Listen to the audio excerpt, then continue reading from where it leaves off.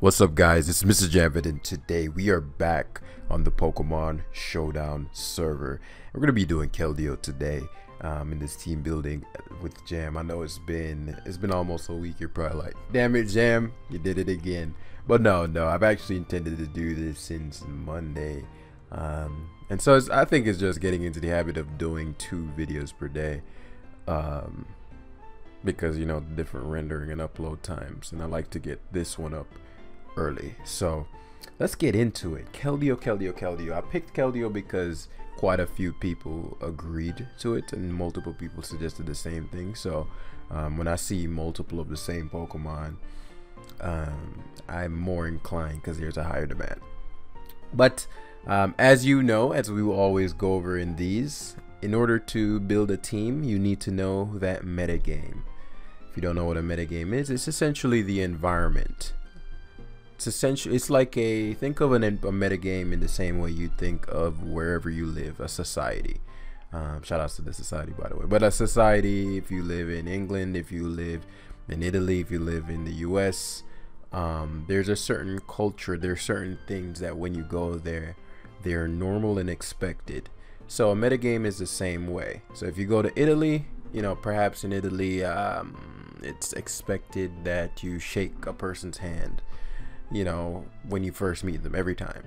Or maybe you kiss them on the cheek. That might be me stereotyping there. Shout out to my guys in Italy. A lot of dope people there.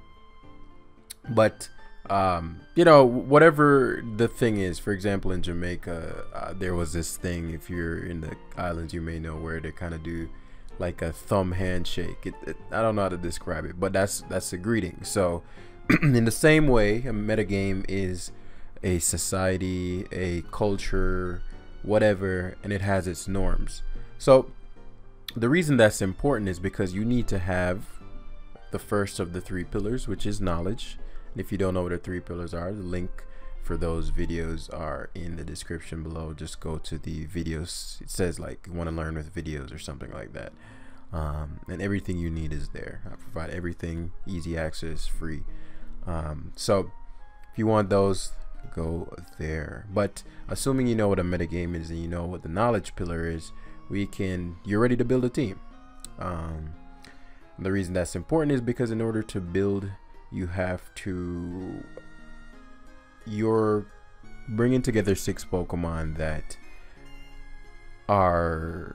that work well together to achieve whatever goal you set. So step 1 of the team building process is identify the goal.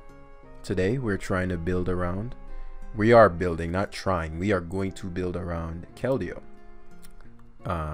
We identify the goal, and so the team must have a goal in mind, as I've said before, and I'll try to remember to leave this doc in the description so you can have this to reference whenever you want. So step 1, identify the goal, KELDEO. Now we have to figure out what kind of KELDEO set is. We can do that in the beginning, or we can wait till later. I'm gonna wait till later, though. I think I'm probably gonna do like something like sub-CM, but we'll see. Step 2, check what Pokemon or common strategies would stop me from that goal. So basically, what are the KELDEO answers in the tier? It's not Barraskewda, dies to Secret Sword. It's not Blissey, dies to Secret Sword. It's not Buzzwole, loses to Strong Water Stabs. Not Cinderace. It's not even Clef. Clef can lose to KELDEO as well, because it doesn't take 2, for example, Specs water moves, unless it's max special defense, which they rarely are.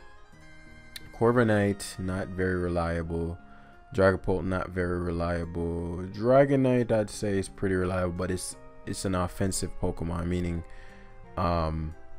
it's not aimed to be a switch in to another offensive Pokemon, and we've made that we've distinguished that, and I'm glad that I just mention that, because I'm gonna do the core thing in this one, and I'll explain what that means in a sec. Actually, I'll explain it now. So when you're beginner in building teams, it's helpful to split your team in half. You're gonna have 1/2 of your team that's gonna be your offensive core, and 1/2 of your team that's gonna be your defensive core. Now, what's a core? A core is a group of Pokemon that are supposed to work together to achieve one aim, or a group of aims, but in this case, to keep it simple, it's one aim. So what that means in English is they're supposed to do something. And if your defensive core, it's inherent in the name, defensive core is meant to defend you. So when the opponent brings out his threat, it's your defensive core's job to come in and put a stop to that. Or to, you know, in the more technical terms, and again, everything that I'm referencing, if you don't know what they are by now, this is like, you know, I'm creating a community sort of baseline things you need to know to get good at this game, and share this with everybody you know. So share the 3 pillars, share the value dynamic, share all these things, because the only reason they're not well known and already kind of well denoted in a like a standard term, just like how you have, you know, additions plus subtraction plus division, and like that is standardized, that's global, that's just how math works. You need to learn those first. So in the same way, these are the standardized principles that you need to know, and one of them is value. Value is basically, just think of it as the currency in the game, the money. When a battle starts, both of you guys have a finite amount of value. So think of it in money. You both have $600, and the goal is your goal is to take all of your opponent's money. When he loses all his money, he loses the battle, so he has no value left. He loses all his value. His goal is to take all your money / value, and when that happens, he wins. So your defensive core's job is to protect your value. They're like the armored corps to protect your bank of value or of money. I'm trying to say this in a myriad of ways so that you get it. And whatever way you get it, it just clicks, because we got to realize you may be playing this game for 40 years, but there might be somebody who's new that's watching these, and I don't want to exclude anybody just because, you know, they should know this. So that's essentially what those are. And so that will make this process very simple now if you understand that concept. So if KELDEO is an offensive Pokemon, meaning its goal is to take value, what common Pokemon in the tier prevent KELDEO from taking a lot of value? Meaning when KELDEO attacks, they lose very little HP. And so no matter what KELDEO, when KELDEO attacks, generally a Latios will be able to beat it. Latios not super high in usage, which is kind of crazy, you know, considering when, you know, the DLC's got Mystical Fire and Earth Aura Sphere, which, you know, made it counter the 2 biggest threats to it back in the day, which were T-Tar and Scizor, but, you know, neither of them are really high in usage either, so it's just a weird kind of thing. But yeah, and it can super effectively hit Megair, like it, and Ferrothorn, like very interesting. I think it'll come back to usage. But Latios, and remember, these are things that can switch in and take very little and lose very little value, and you know, in Latios's case, it would just roost it off.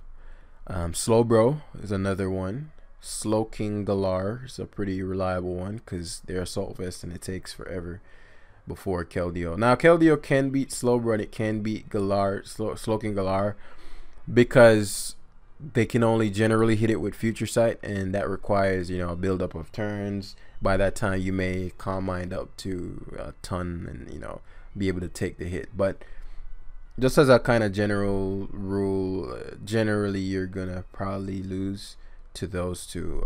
Tapu Fini is another semi-reliable one, and then there's Toxapex. So interestingly enough, there are like a lot of stuff. KELDEO is actually kind of legit. Like, I'm looking through the tier and perhaps people just haven't been using it.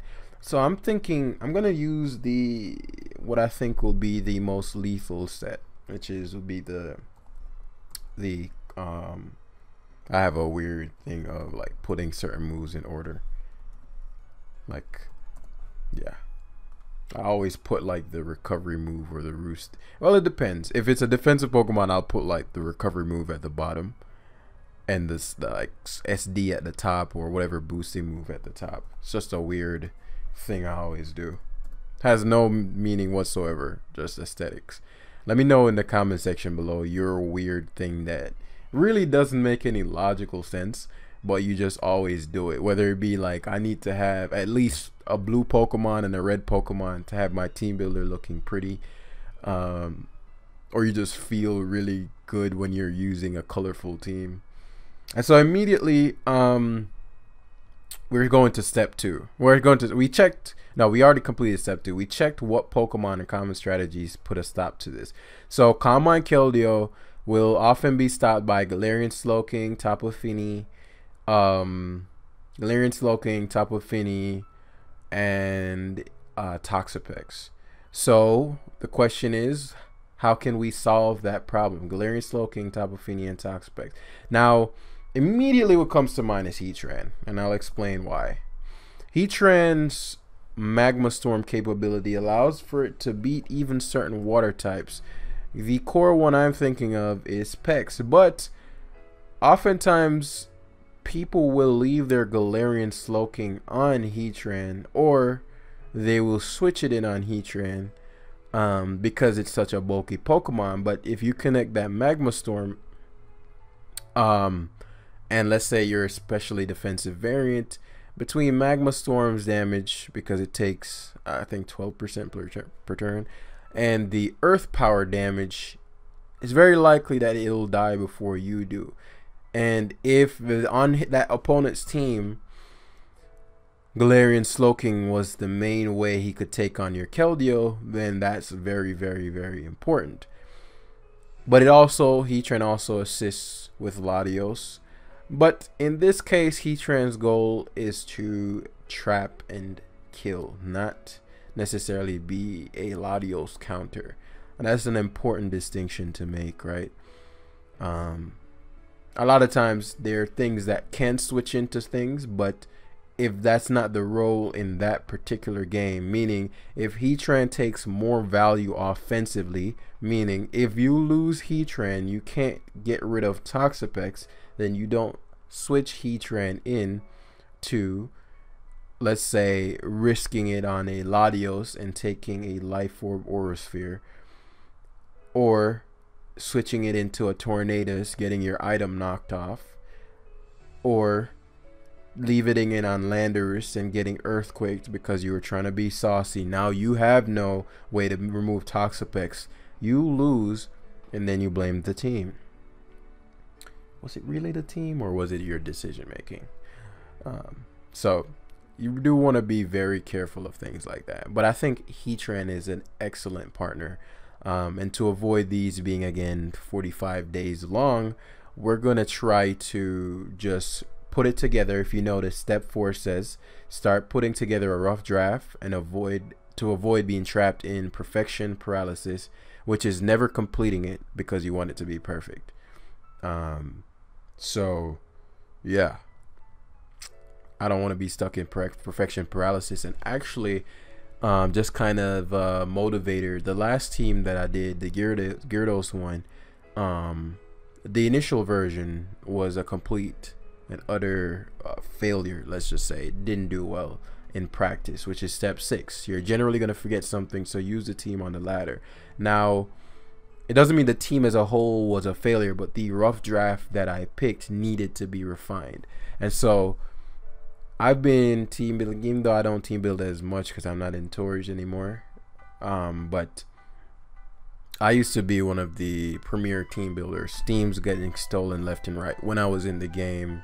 Because, you know, I built the teams, I won the games, almost every game in a serious like tournament. So, you know, people respected my ability to play and people respected my teams. So that was something I was known for back then. And I say that now to say, like, even coming from that, I can still build a really crappy rough draft.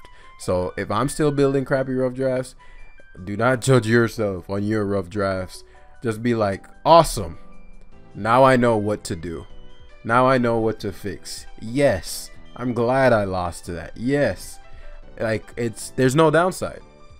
And I'm never gonna stop hammering that home, because that's a ground-breaking realization, like that there is literally no downside.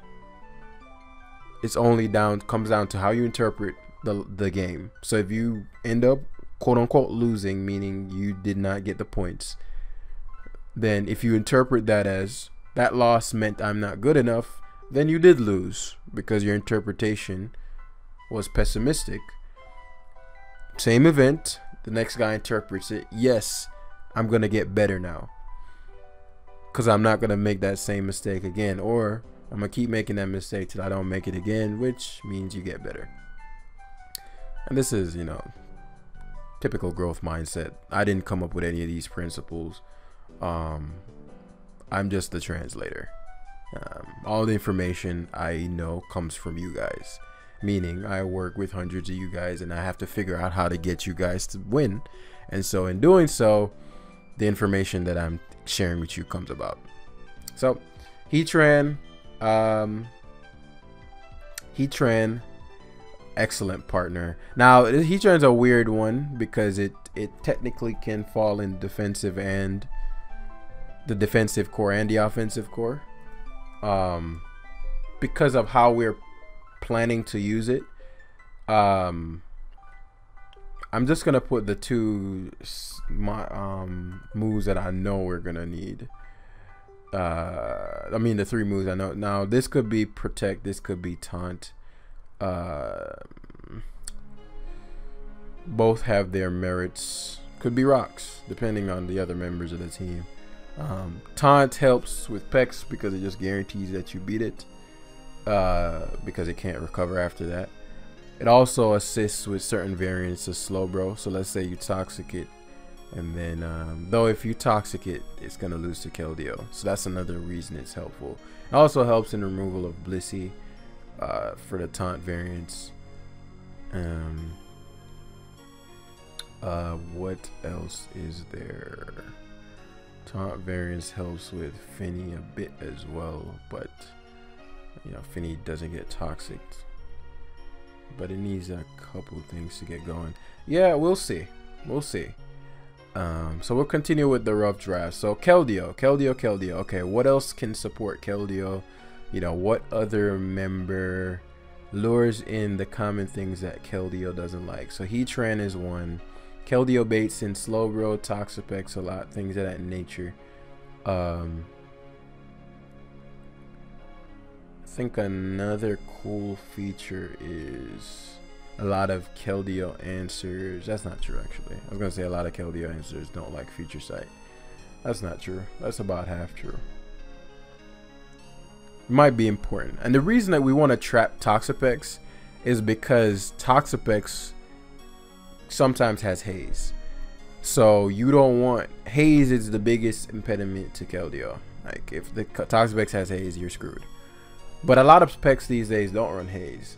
They run Recover, Toxic, Knock, Scald, or Recover, Toxic Spikes, Scald, you know, Toxic Spikes, Knock Off. Like there's several variants of, but some of them don't run haze, so you can, you know, keep that in mind. Man, I didn't realize how good KELDEO was. Very, very nice. Very, very nice. So this actually gives me a lot of wiggle room, because now rather than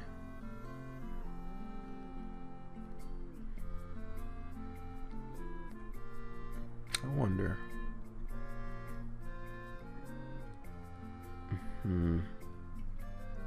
I wonder.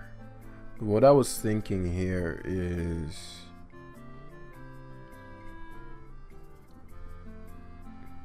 yeah, it gives a lot of wiggle room. And so KELDEO is not the type of Pokemon that repeatedly comes in and just takes a ton of value, like unless it's specs. It's gonna need opportunities to set up. And so I'm thinking of a supporting cast that would allow for you know, like when Pex has been trapped. Because if you're a relatively decent player, you're not gonna leave your Toxapex and Heatran. So I'm thinking of other ways that Toxapex could potentially be overwhelmed to where Keldeo is. What are other ways? And the reason you're probably thinking, Jam, well, you could just go with a ground type, right? No. You generally, if you want to remove a Pokemon, putting it simply, if you're thinking, man, I want to deal with Toxapex, so I'm going to put a Tapu Lele on there. Yes and no. If you're trying to lure and remove Toxapex, then that won't work because they'll switch. If you want to simply have something that your team as a whole does not lose to Toxapex, then that would make a lot more sense. I'm actually thinking, you know, what a cool little set could be. And I know this is looking like an interesting team. I'm thinking CM Bolt Clef could force Pex in and overwhelm it.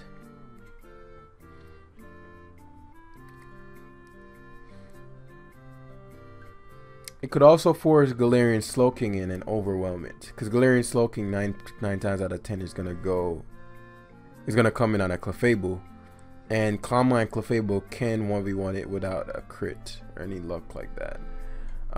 There's probably an optimal spread to where we know when we're at +2, you know, Sludge Bomb isn't doing any damage. But that's actually a really cool thing there. So a soft boiled,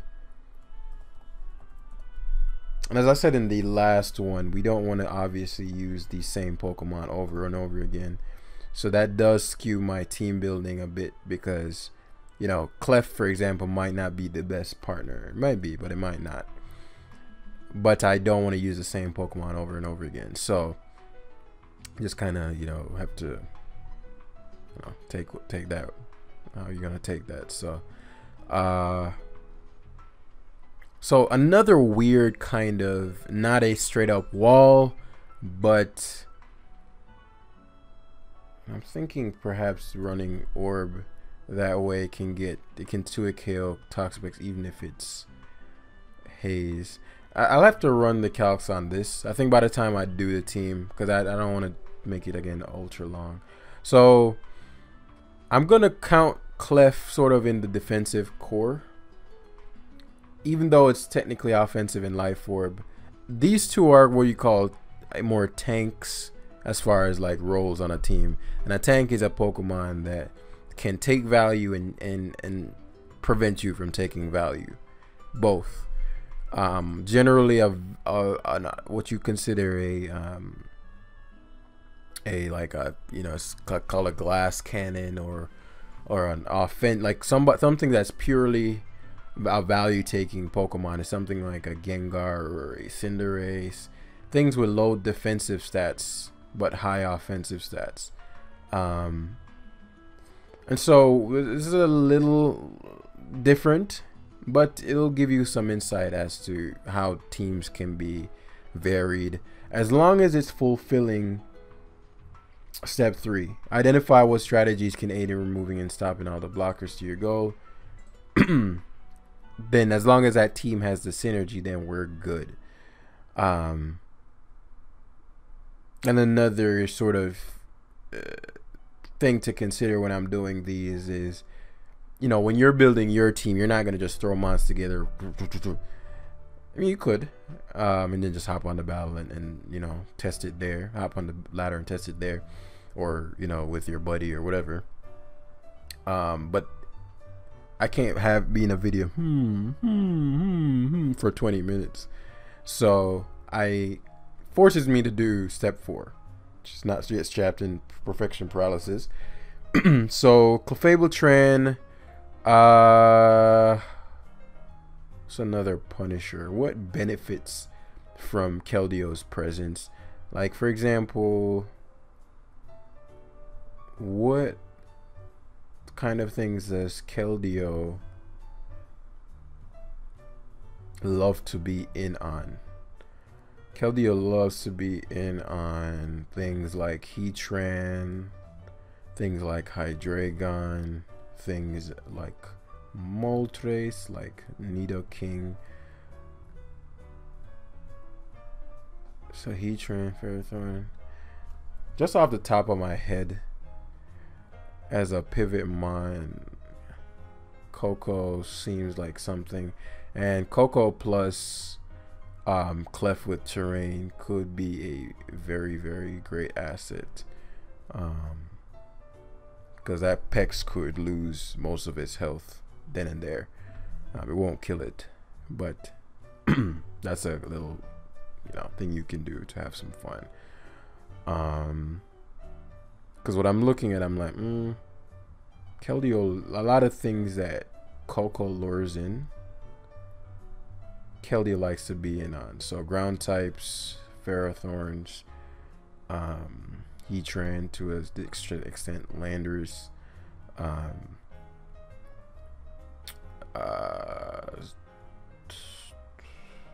Coco's actually more solid than I thought as well. Okay.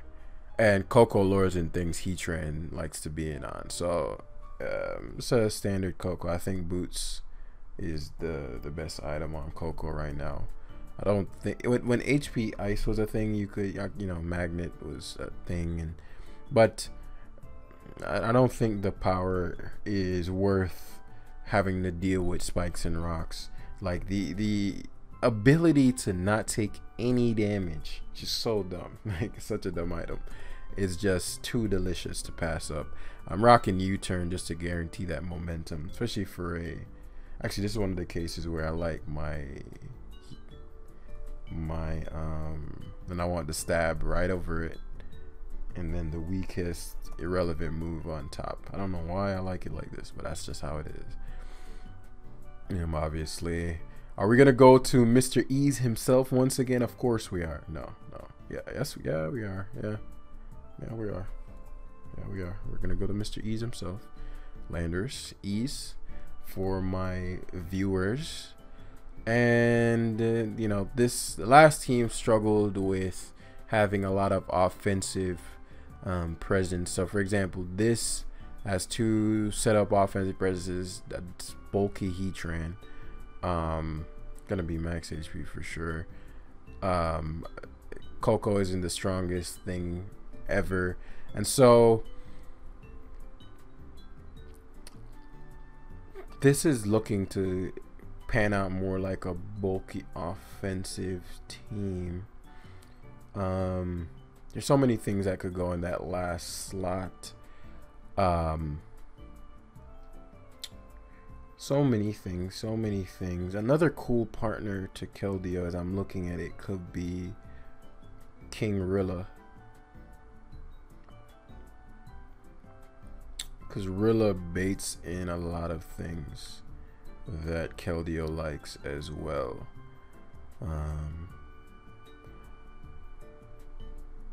But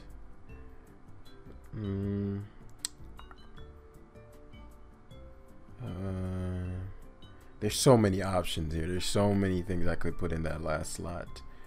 I'm trying to think. Like, I want something that partners well, is still interesting and fun. What do I want here?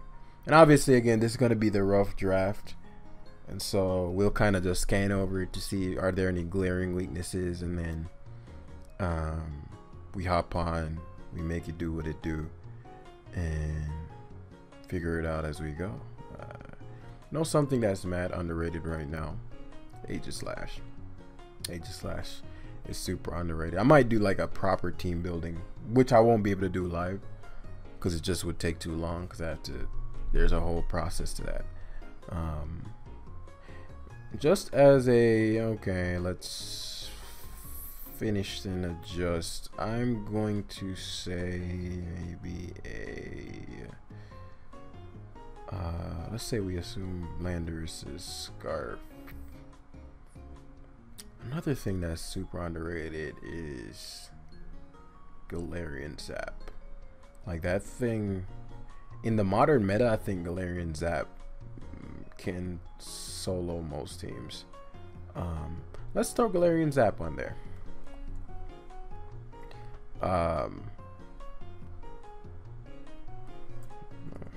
Zapdos, there we go.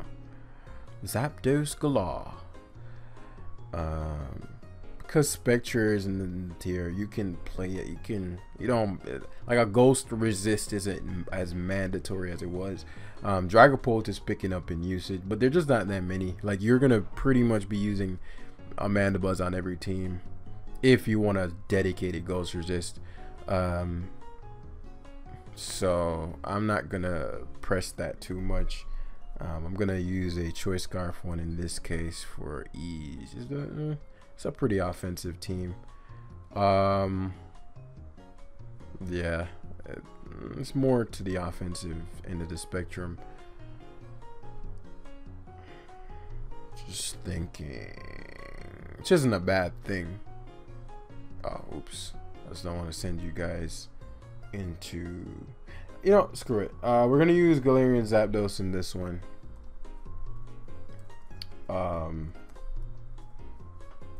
And then let me scan over the team real quick. Are there any glaring weaknesses? Yes. Super weak to water. Like we have no water resist. So I'm gonna put Latios here. Latios's unique benefit is it lures in again the slow kings. It allows for you to not have to switch in Heatran on Heatran, because I could see that being a thing. And it baits in to a degree. There are a couple ways I could go around this, but to add some water resistance here beyond just, there are so many ways we could go about this. We could just straight up put a Slowbro on here and then just use a harder hitting combination, or maybe KELDEO plus Heatran plus Coco is harder hitting than we assume. So many combinations, and that's just the beauty of it. That's the part where you go and try it out. So we're going to just go with this. We have solid enough dark resist. We have 3. Though there are not too many dark types within the tier that are giving off massive amounts of damage. Jolly, right? So timid.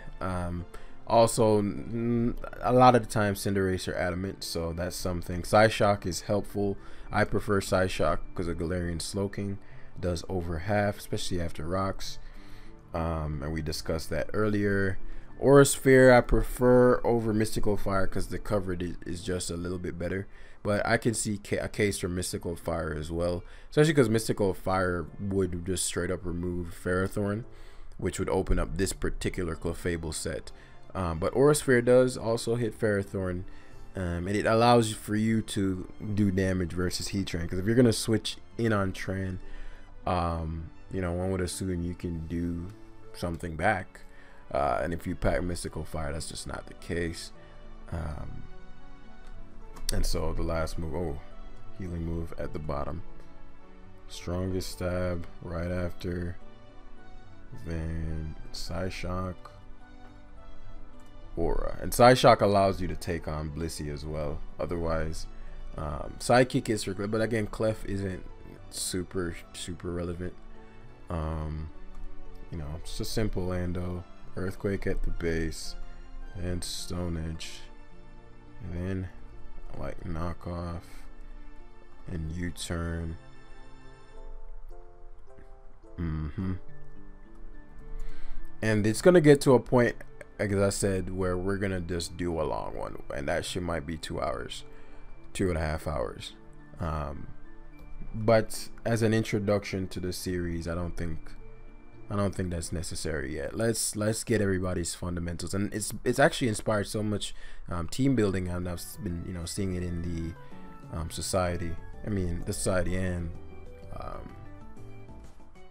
what's this called? Society and the academy.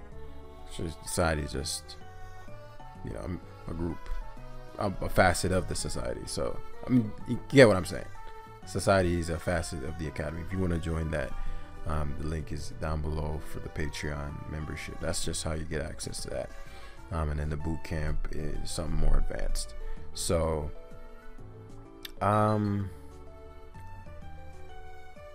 there's so many variations I can think of. We could put the rocks on Clef and then just shift it over and take it from boosting, which makes the Landorus offensive, and we just guard for.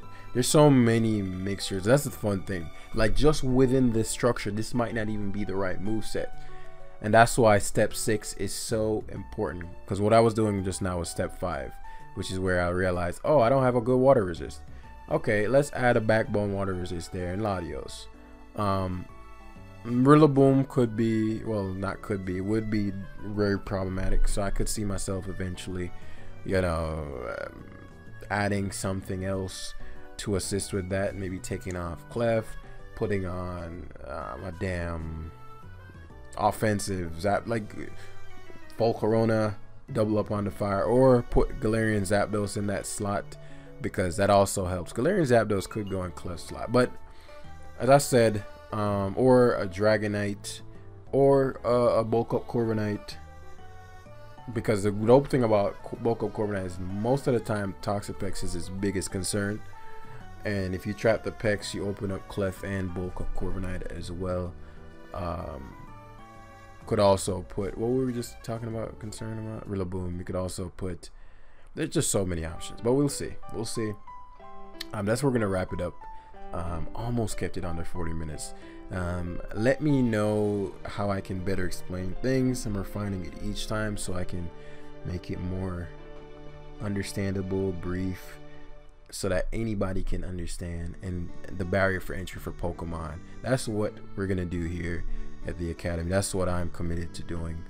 By the time I'm done with the website and all these things, there will be a 0 barrier to entry. Like, Pokemon, getting into competitive Pokemon will be so damn easy because the information has been refined, tested, simplified, that anybody can become good at this. And so no more leaving because you're confused, because that's our fault, but I'm not going on my rants. Thanks for watching, guys. Hit the like button, and we'll be using this team either tomorrow, if I don't get to use it tomorrow, very soon. So yeah, hit the like button again, and peace.